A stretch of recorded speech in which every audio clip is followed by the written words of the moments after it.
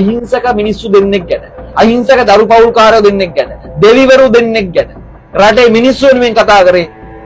අද වෙනකන් මේ සම්බන්ධයෙන් ඕම මෙච්චරයි. මේක් නෑ. මෙතනින් යාට කතාවක්.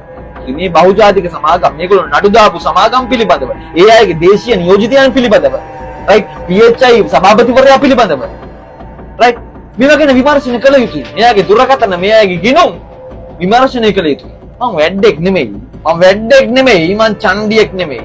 මම ඒක කියනවා. මම නිදහස් මාධ්‍යවේදියෙක්.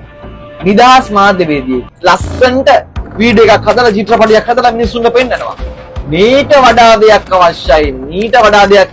අපිට මීට වඩා දෙයක් අවශ්‍යයි. මේ රටේ ජනතාව වෙනුවෙන්, රටේ දරු පරපුර වෙනුවෙන් කතා කරපු මේ මිනිස්සු දෙන්නා, දෙවිවරු දෙන්නා ඝාතනය කරපු දෙයට අපිට මීට වඩා විමර්ශනයක් අවශ්‍යයි මහත්තයෝ, නිහාල් තල්දු මහත්තයෝ, දේශබන්දු මහත්තයෝ, රනිල් මහත්තයෝ. අපිට මීට වඩා විමර්ශනයක් අවශ්‍යයි මේ පිළිබඳව. මගේ ආයුෂ තියෙනකන්, මගේ ඇඟේ මගේ පණ තියෙනකන්, මගේ රට වෙනුවෙන්, මගේ ජාතිය වෙනුවෙන් මම කතා කරනවා. සියලුම ජාතීන් කතා කරනවා. සියලුම මුස්ලිම් කතා කරනවා. මේ වෙනකන් මේ ප්‍රශ්නය පිළිබඳව, මේ කතාව පිළිබඳව කිසිම පුද්ගලයෙක් හරි විදිහේ අනාවරණයක් කරලා නැහැ. මොකද මේ අනාවරණය කරන්න මාධ්‍යවේදියෝ හරිම බයයි. රයිට්?